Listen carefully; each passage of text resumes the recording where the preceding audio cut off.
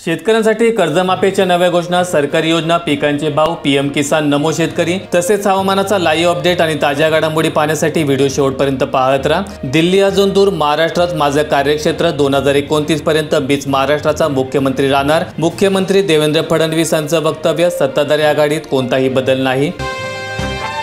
अनेक जिल्ह्यांमध्ये अवकाळीची शक्यता, बंगालच्या उपसागरात कमी दाबाचा पट्टा। बंगालच्या उपसागरात तयार झालेल्या कमी दाबाच्या पट्ट्यामुळे राज्यात पुन्हा वादळी पावसाची शक्यता आहे। मुंबई महानगरपालिका निवडणुकीत ठाकरे बंधूंशी युती नाही, काँग्रेसचा मोठा निर्णय। युतीबाबतचे तर्कवितर्क सुरू असतानाच काँग्रेसचे ज्येष्ठ नेते आणि माजी मुंबई काँग्रेस अध्यक्ष भाई जगताप यांनी स्पष्टपणे जाहीर केले की काँग्रेस पक्ष ठाकरे बंधूंसोबत म्हणजेच उद्धव ठाकरे आणि राज ठाकरे या दोघांच्या पक्षासोबत युती करणार नाही। जल जीवन अभियानात भ्रष्टाचार, केंद्राने मागितला राज्यातील अधिकाऱ्यांवर केलेल्या कारवाईचा अहवाल, भ्रष्ट व्यक्तींवर कडक कारवाई करण्याचे निर्देश। अकोला जिल्ह्यात सप्टेंबरच्या नुकसानीपोटी आणखी 23,26,879 हेक्टरसाठी वाढीव मदत, शेतकऱ्यांमध्ये उत्साह संचारला। पातूर तालुक्यात पुन्हा पावसाची जोरदार हजेरी, आसमानी संकट, सोंगणी केलेल्या सोयाबीनचे नुकसान, शेतकऱ्यांमध्ये चिंतेचे वातावरण, जिल्ह्यातील अनेक भागात पाऊस झाला। गोंदिया जिल्ह्यात मावा तुडतुड्याने पोखरले, हजारो हेक्टरवरील धान पिकाची होत आहे तणस आणि शेतकरी संकटात, तरीही कृषी विभाग म्हणते नगण्य नुकसान। मंत्र्यांच्या कामाचे ऑडिट होणार, मुख्यमंत्री देवेंद्र फडणवीस यांची माहिती, तूर्त कॅबिनेटमध्ये फेरबदल नाही। हिंगणघाट तालुक्यातील कोसुर्ला येथील शेतकऱ्याची थट्टा, सोयाबीनला 750 रुपये क्विंटलचा भाव, हमी भावाचा केवळ कांगावास, कमी भाव मिळाल्यास काय? अतिवृष्टीने सोयाबीन उत्पादकांच्या तोंडचा घास हिरावला, रक्त आटवून पिकवलेलं सोयाबीन बाजारात नेलं असताना शेतकऱ्याला 750 रुपये प्रति क्विंटल भाव देण्यात आला। त्यामुळे ही भावपट्टी म्हणजे शेतकऱ्याची थट्टाच असल्याचं आता जगायचं तरी कसं, असा प्रश्न शेतकऱ्यांनी उपस्थित केलाय। झेंडूची फुले रस्त्यावर, विक्रेते हताश, विक्रेत्यांना सणासुदीलाच फटका, बाजारात अनपेक्षित घसरण, शेतकरी हतबल। बल्लारपुरात शेतकऱ्यांची काळी दिवाळी, राज्य शासनाचा नोंदवला निषेध, शेताच्या बांधावर जाऊन काँग्रेसचे अनोखे आंदोलन, सरकारने शेतकऱ्यांची दिशाभूल केली। 6 महिने बचत केली, शेतकरी स्कूटर खरेदीसाठी नाण्यांचं पोतं घेऊन शोरूममध्ये 2 तास पैशांची मोजणी, व्हिडिओ व्हायरल। शोरूमच्या कर्मचाऱ्यांना ती मोजण्यासाठी जवळपास 2 तासांपेक्षा जास्त वेळ लागला। रेशन दुकानातून गव्हाऐवजी ज्वारीचे वाटप, दहीहंडा परिसरात रेशन कार्ड धारकांमध्ये नाराजी, वाढत्या महागाईचा विचार करून प्रति लाभार्थी 20 किलो गहू आणि 10 किलो तांदूळ वाटप केले जावे, जेणेकरून गरीब जनतेला महिनाभर पुरेसा धान्याचा आधार मिळेल। राष्ट्रपतींचे हेलिकॉप्टर खड्ड्यात फसले, हेलिपॅड खचले, लँडिंग नंतर कर्मचाऱ्यांनी हाताने ढकलले, शेवटच्या क्षणी स्टेडियम निवडण्यात आले। हेलिकॉप्टर मूळतः पंजाब जवळील निलक्कल येथे उतरवण्याचे नियोजन होते, परंतु खराब हवामानामुळे ते प्रमादम येथे उतरावे लागले। कॉन्क्रीट पूर्णपणे बसले नव्हते, म्हणून जेव्हा हेलिकॉप्टर उतरले तेव्हा ते त्याचे वजन सहन करू शकले नाही, ज्यामुळे चाके जमिनीला स्पर्श करणाऱ्या ठिकाणी खड्डे निर्माण झाले। शेतकऱ्यांचा कल भुईमुगाकडे, 300 हेक्टरवर लागवड, पेरणी अंतिम टप्प्यात। भुईमुगाला सध्या चांगला बाजारभाव मिळत असल्याने व्यापारी थेट शेतावर पोहोचून खरेदी करतायत, त्यामुळे शेतकऱ्यांच्या बांधावर व्यवहार सुरू झाले असून या पिकाने शेतकऱ्यांना आर्थिक स्थैर्याचा नवा पर्याय दिलाय।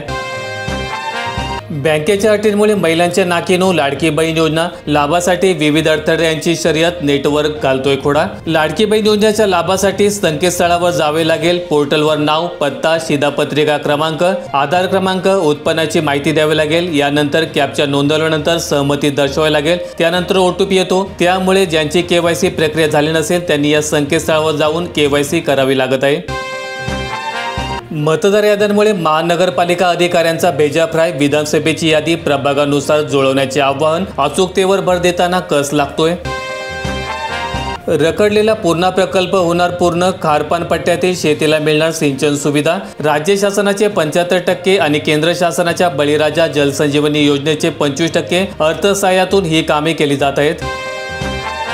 लाडकी बहिणीच्या केवायसीला स्थगिती, महायुती सरकारचा निर्णय। महायुती सरकारने भाऊबीजेच्या तोंडावर राज्यात लाडक्या बहिणींची नाराजी दूर करण्यासाठी योजनेच्या केवायसी प्रक्रियेला तात्पुरती स्थगिती दिली। सध्या केवायसी द्वारे कुटुंबाचे वार्षिक उत्पन्न 2.5 लाखांपेक्षा जास्त असलेल्या महिलांचा शोध सुरू होता। यात महिलेच्या वडिलांसह पतीच्या कमाईची देखील खातरजमा केली जात आहे।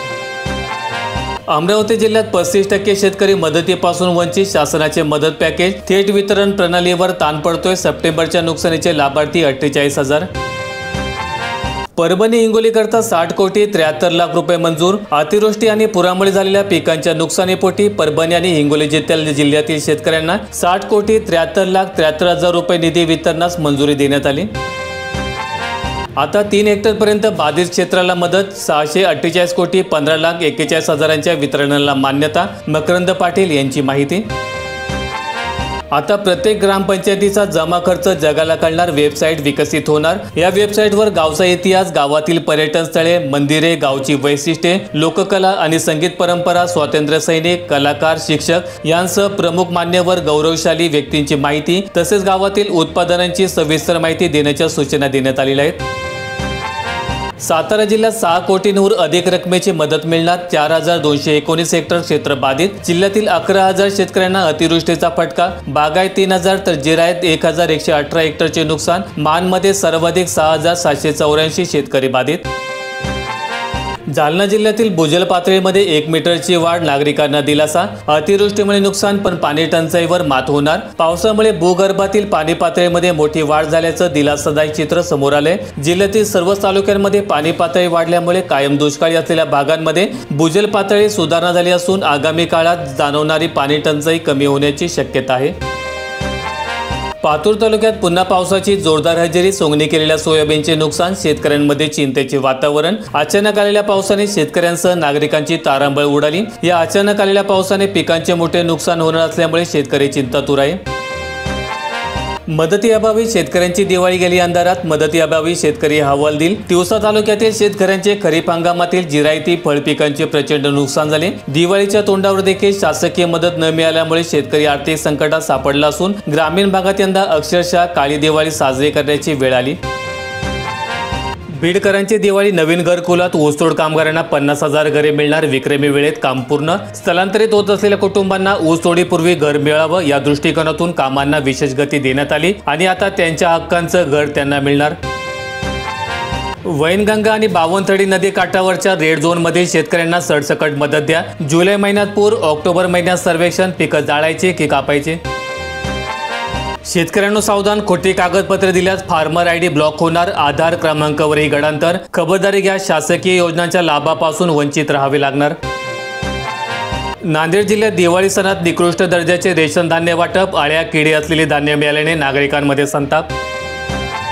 चंद्रपूर जिल्ह्यात 93,895 शेतकऱ्यांना मिळणार नुकसान भरपाई। 2 हेक्टर मर्यादेतील नुकसान ग्राह्य। बँक खात्यात रक्कम जमा होणार। पात्र शेतकऱ्यांची यादी तयार। मराठवाड्यातील पूरग्रस्त शेतकऱ्यांना 346 कोटींचा दिलासा। दिवाळी मात्र अंधारात, खात्यात रक्कम जमा होण्यास विलंब। या निधीचे वितरण दिवाळीनंतर शेतकऱ्यांच्या खात्यावर जमा होईल अशी शक्यता वर्तवली जाते आणि या निर्णयामुळे नुकसानग्रस्त शेतकऱ्यांना काहीसा दिलासा मिळाला असला तरी प्रत्यक्ष मदत मिळण्यास उशीर असल्यामुळे शेतकरी चिंता कायम आहे। माहिती आवडल्यास व्हिडिओ लाईक करून शेअर करा। दररोजच्या बातम्या पाहण्यासाठी आपल्या YouTube चॅनेलला सबस्क्राईब करायला विसरू नका।